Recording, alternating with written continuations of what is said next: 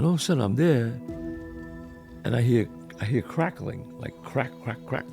And then I see smoke coming into the underneath. They lit the trees on fire. We were going to be roasted alive. Thank God we got out of there. We all would have died.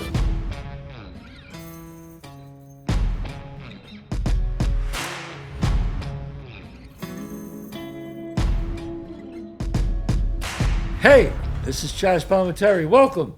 It's Monday at 11 o'clock. You know what that means, Monday at 11 o'clock? It's the Chazz Palminteri Show. A lot of times great guests, great people, and we do solos. Today's the question and answer one. We're going to do some question and answer. But before we do that, I finished my tour this year, 2024. 2025, John, where am I going to be in 2025? So A Bronx Tale, the one-man show. First show, February 13th in Englewood, New Jersey at the Bergen Pack. February 15th at West Long Branch, New Jersey at the Monmouth University. February 16th, you're in Huntington, New York at the Paramount Theater. And February 21st, you're in Tarrytown, New York at the Tarrytown Music Hall. All right, a lot of dates around New York here now. All right, so please come and see the show. And listen, I never say this, you know me, but because I don't know why I do it, but everybody always goes, you got to say, you know, subscribe, hit the like button, subscribe. I don't know. I mean, look, I do this because I love it so much, but do me a favor, make my producers happy. Hit the like button, subscribe to the channel, please. Okay? You want to buy some great gifts, you got to go on my website, chazzpalminteri.net. You can get, now you can't leave shirts, hoodies. Now you can't leave, you can get hoodies. One of the great ones, a great thing to get your wife, tell her she's one of the great ones. Oh, get your husband, he's one of the great ones. You go to chazzpalminteri.net, go to the store, pick it up. Also, my cigars, the Bronx Tale cigars, the Colosio, was voted 92 or 93. Cigar enthusiasts came in the top, one of the top boutique cigars in the world. You want to pick up anything for Christmas like that? Or the wine. My Cabernet, you can get it at all the Stu Leonards. My Cabernet, Chazz Cabernet. LCGcigars.com. That's LCGcigars.com. My partner, Paulie DeSilvio, great cigar, a blender, maker. Check all these things out. Also, man, I'm just running today, man. I'm running today. If you really, really have a special guest, you can go on the site and we can wish them a happy birthday or Merry Christmas. But you have to go on the site for that. You get a 10-second video on that one. Okay? And I'll do it for you. But got to go on the site, chazzpalminteri.net. So, today, John, we've been doing great with these Q&As. All these people want to know things about all the movies I've done. What do we got here? So people want to know some of your neighborhood stories. I think we could spend a whole episode on this. So the first one is, what were some of the nicknames that you gave people and any that didn't make it into the movie? Who and how did they come about? Well, you know, everybody knows the ones that did come in the movie. I tell you, if you look on my Instagram, I had Eddie Mush on. I think it got 1 million hits. Got close to 1 million. Close to 1 million hits. Because I told a quick story. I told a story about Eddie Mush when he died. He came out and he came out. He was in the coffin when he came out. They carried the coffin out and they put the coffin in, and the hearse had a flat. It's a true story. And everybody was laughing in front of the church. They were going, Eddie! You know, he was such a jinx. So they had to get another hearse. But I told that a few weeks ago. But that's how all this started. Everybody wants to hear all these stories. We had a guy named Joey Mileaway. Joey Mileaway didn't make it in the movie.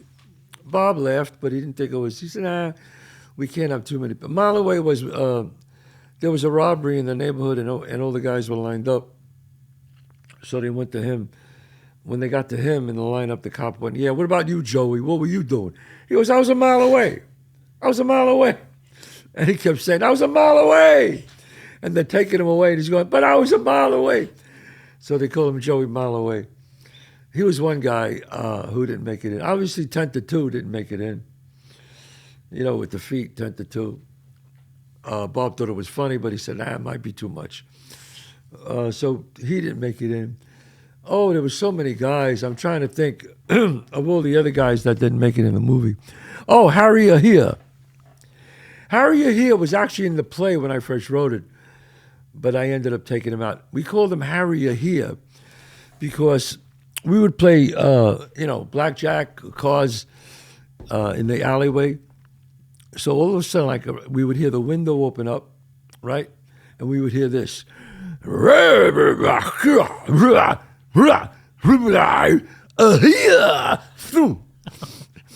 And he would spit. And this spit, or gindo we used to call it, would come down like this. It was floating end over end. And it would splat down on the ground. And we would all yell up at him, Ahia! And he would curse us, you son of a bitches. But I don't know, he just had this phlegm. He spit every night, And we called him Harry Ahia. And we called his wife Mrs. Ahia. And he had 2 kids. We called them Little Ahias. I mean, you can't make this shit up. Then there was Mary Palm. We called her Mary Palm because I could say she used to give guys hand jobs behind the steps. So we called her Mary Palm. She had a name day. We used to celebrate her name day every year, Palm Sunday. And it's true. You think I'm making this shit up. My man Sally Slick is out there. He knows. Slick, you got to tell them. My buddy Slick. I'm telling you, man, these are all the crazy names. I'm trying. Oh, yeah. What was his name? The pizza guy. Check my dog. Was he Frankie? Frankie, check my dog. Oh, God. This guy. His dog, he had a German Shepherd, and he bit one of the guys coming to the store, So the guy walks in. He says, listen, I went to the hospital. They said, I got to check your dog. So, wait a minute. No, Harry. His name was Harry. I'm sorry. Harry. No, it wasn't Harry. God, Eddie. I can't think of his name. It was Eddie. Eddie. His name was Eddie, if I'm not mistaken. He owned the pizza place, and his dog bit this guy, and he goes, the guy comes in and says, you got to check my dog. And this guy loved this dog. And he just looked at him and said, check my dog. Check my dog. Check my prick.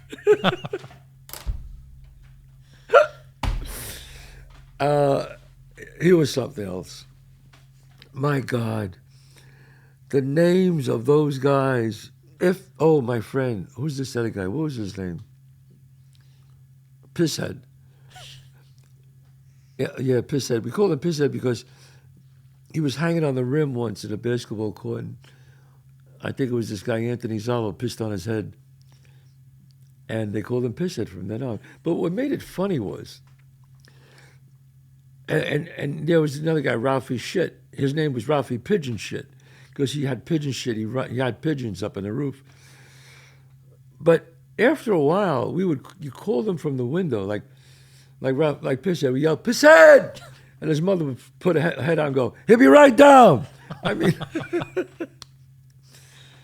we go, yo, shit. His mother, shit's coming down. I mean, you think I'm kidding you? Crazy fucking neighborhood. One time there was a church. I think it's not there anymore. We had a social club. There were social clubs on every corner, We had a social club, and we were. They complained to the cops that we were loud at night, and they kept bitching about it. So we said, "All right, we're going to get them for this shit." I ever tell you this, John? No. So we went up 5 stories. It's a high building. They were on the bottom. So we robbed a dummy, a clothing dummy from Sears. We stole the dummy from Sears, and he had the clothes on him when we stole them.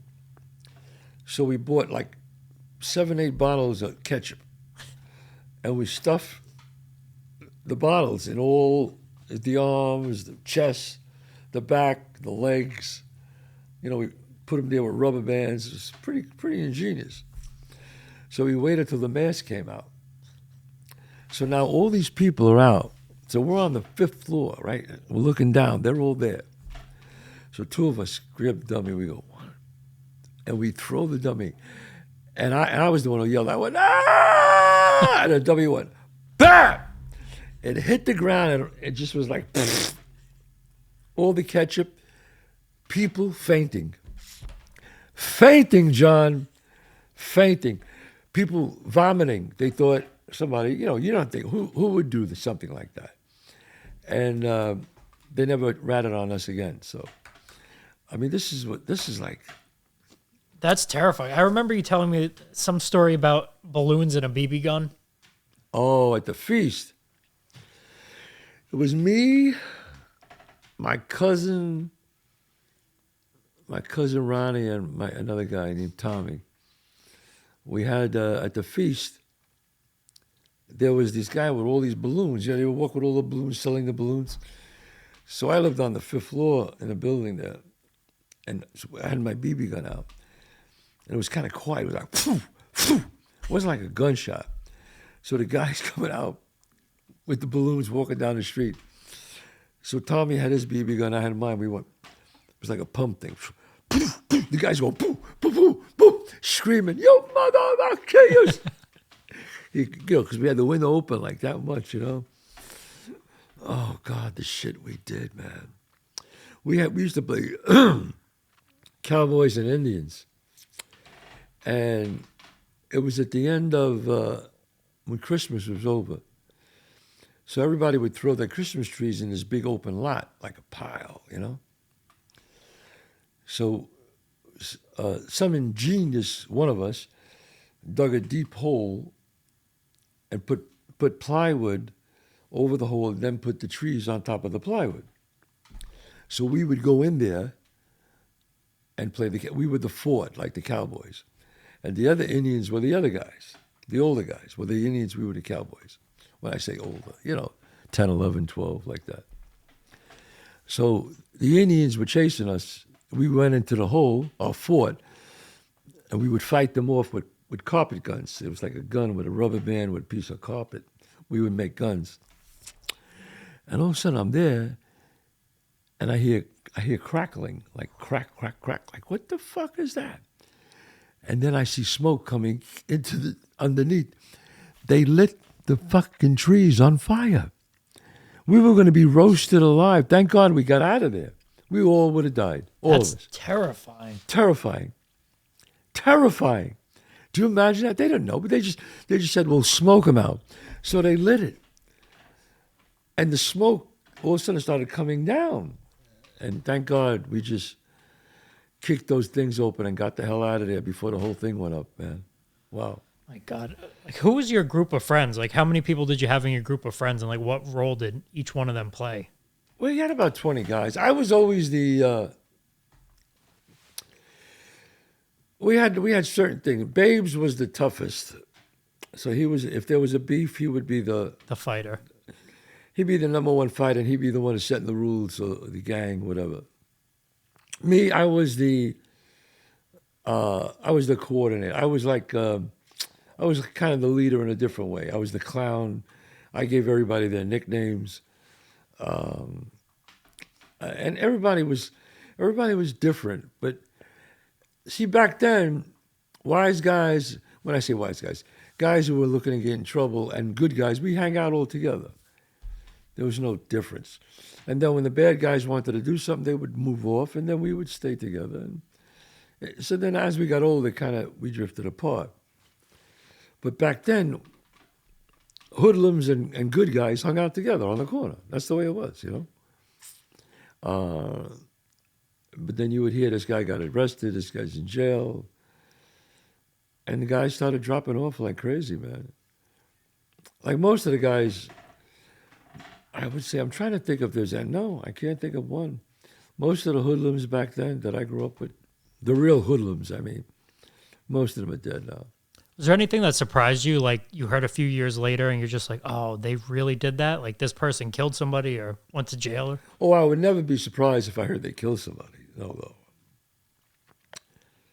I know a couple of people. I won't mention their names, but they were brothers, and they killed this guy. Killed a woman, actually. Paid it. Somebody paid him as a paid hit, you know. I think they died in jail, if I'm not mistaken. We were kids then. Was I surprised when I heard it? No. It was more of a surprise when you found out he's still alive? That guy's still alive? That was the thing that was surprising when you would hear that. A few guys I knew that were junkies back then. One was a good friend of mine back then, and then I didn't see him anymore. And now he's retired and he's did well, kids, you know. And I never thought he'd be alive, never, ever, never, ever. But he made it okay. So I was happy about that. But I love to hear these stories. Anybody have these stories or crazy nicknames that you had, you know? It's always, I'm trying to think of some other things. What were some of the games you guys played? Because you had a big group of friends. Like, what you played stickball or? Well, we'd all play stickball. Yeah, stickball was a big game with us. 3 sewers. Who could hit 3 sewers? You know, like the Cadillac was first base, Oldsmobile was third base. You know, the sewer was second base. I can't explain it. You wake up in the morning and you go downstairs. There was no play dates.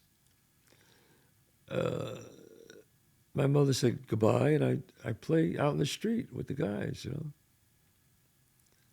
It was like 30 guys out there. We would hang out. And all we would do, and that's where you get the humor from. And that's where I got most of my humor from, was the breaking balls in the street. So if you could go back in time to like when you were 8 years old, what would be your perfect day from the time you wake up till the time you go to bed? Oh, I would say, you know, wake up, have breakfast, and then I mean, obviously it was Saturday. I go outside, and all the guys would be there, and immediately we start breaking balls. Immediately, first thing, just saying anything bad about each other, whatever you could find. Like if you had any kind of deformity, any kind, you heard about it. If you had a big nose, they call you a big nose. If you had a flat face, they call you a pan face. You know, if you had big ears, they call you Dumbo. You know, if you were fat, you heard it. You know, they would say, hey, man, move over. You should wear a license plate on your ass. You know, I mean, the things they would say, horrible. But to us, it was fun. And I think that's why today, you know, all this bullying online and stuff, and all these kids, and I hear about all these young kids that are wanting to kill themselves over some idiots that say things about you. Come on, who's going to give a shit years from now? So to us, we came up we came up old school, man. Where do you think that got lost? I think trying to protect your children from, look, did my children grow up like me? No. Did I try to protect them from too much ugliness? Yeah. Just by living where you live, if you live in an affluent neighborhood, an affluent house, yeah, they go to affluent school. But I tried to explain to them. I took them back to my old neighborhood. I made them meet my old friends. I made them hear stories about it. I try not to give them everything they ever wanted. I don't. I tell them that's too expensive. I can't get it. You know, and kids will test you, you know. My son, he's a real shrewdy. He'll test you. He'll go, oh, Dad, I didn't know. If we can't afford it, then I go, no, smart ass, no. We can afford it, but we're not getting it because it's too much money. And that's wrong to pay that kind of money for that stupid toy. I'm not going to do it. You know. I mean, it's really good that they hear no once in a while, John. They have to hear no once in a while. It's not yes, yes, yes. Then after a while, what is it going to mean? What is anything going to mean then, really? They have to strive for something. You know what really scares me, and this is a genuine concern, is iPad babies, where when they're kicking or screaming or crying, parents just hand them an iPad. What effects that going to have on them in 10 years from now? What kind of people Not a are they good going to effect, be? no. I kick and scream. My mother gave me a shot. I stopped.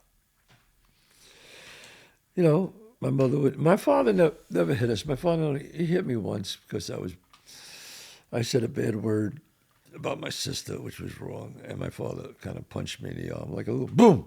You know, he hit me in the arm, and I was like, oh, that's about it. That's the only time I remember. Other than that, he never put his hands on me. My mother, she would straighten you out. You know, I mean, I was afraid of my parents. Said, come home at 12:30. When I got older, you know, be home at 9 when the sun goes down. Get upstairs. And I used to be pissed off. I used to go, why am I gotta be home? All my friends are out. Come home. My father was right because the hoodlums would stay out late. I mean, the only thing you could do is get in trouble. You know. But we kind of had a bond together, all of us. In the wintertime was harder. It was really cold. We would hang out in the hallways because there was heat there. You know, we hang in the hallways and downstairs by the steps. And we would play this game called Mum Freeze. And,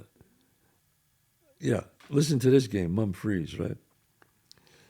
We would hang out and we would pick one guy. And as soon as you pick one guy, everybody starts hitting him. And then as soon as he goes, 1, 2, 3, Mum Freeze. And everybody would freeze. Then he would get out and look at us and wait till one of us moved and go. And he would go like this, Babes! Everybody started hitting Babes. And Babes would have to go, 1, 2, 3, Mum Freeze. And you're just getting pounded. I mean, you get tough, man, you know? So these were great games. And would I turn it, not want to do it again? I'd love to do it again. I mean, I grew up in a very tough neighborhood. I grew up low income. We weren't middle class, no. And but I loved it. I loved it, folks. I loved it. Was there violence? Yeah, but it was a great neighborhood when it was the feast and everybody talked. Everybody knew each other. Everybody looked out for each other's kids. It was nonstop laughing all day, fun. But you had to have good parents. That's the thing about that neighborhood. If you grow up in a neighborhood like that, you better have good parents. Because if you don't, that's not good. You have to have somebody to control that insanity. Now, if you go back to that time when you were 8 years old, would you want to see Sonny and his group? You know, yes. I mean, I would like to, but as much, obviously for the movie, I was a lot with my friends. But for the movie, I condensed it more than I was with Sonny a lot, too. But I was a lot with my friends back then. The Wise Guys were part of our lives. We would see them every day. I would see Sonny and those guys every day. We talked to them every day. You know, hi, hey, you know, go get them things, cigarettes, coffee, shit like that. Who were some of the people in his group? Were they everybody you put in the movie, like people similar to that, like Frankie Coffee Cakes? No, actually, Coffee Cake and they're between me and Sonny, but I put them with Sonny. Mm-hmm. You know, the more guys that were with Sonny was like in the movie Bobby Bars and Jimmy Whispers, you know. But Coffee Cake and Eddie Mush. Well, Eddie Mush was with Sonny, but he wasn't with him. He was like just around him. A hang around, they called it, you know. But they were classic characters, man. I could never understand how funny they were, but also how ruthless they could be. My favorite story of Eddie Mush is not the one where the hearse gets a flat. It's the one where he meets De Niro for the first time.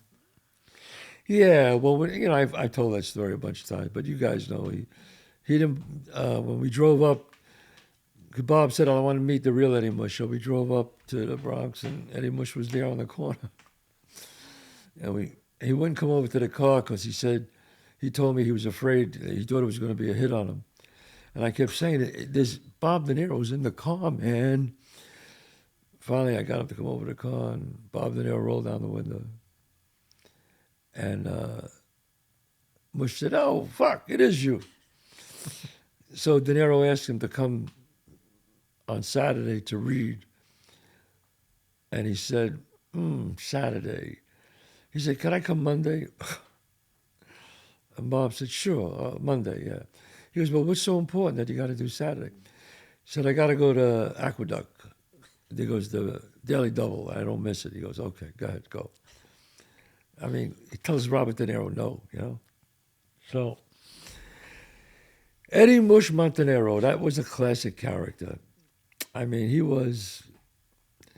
that was a man who, and at his funeral, his family said, "Thank you for making him famous." Eddie Mush, wherever you are.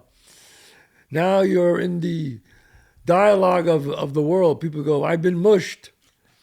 That's what they say. They say, "You've been mushed." Or they say things like, "You're a fucking Eddie Mush."